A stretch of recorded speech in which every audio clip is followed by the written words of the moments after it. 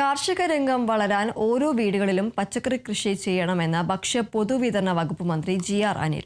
Thiruvananthapuram Pothencode hi tech രീതിയിൽ സജ്ജീകരിച്ച ജൈവ പച്ചക്കറി കൃഷിയുടെ വിളവെടുപ്പ് ഉദ്ഘാടനം ചെയ്യുകയായിരുന്നു അദ്ദേഹം. 6 ഏക്കറിൽ ഹൈടെക് രീതിയിലാണ് സമഗ്ര പച്ചക്കറി കൃഷി യജ്ഞം എന്ന പേരിൽ ജൈവ പച്ചക്കറി നടത്തിയത്.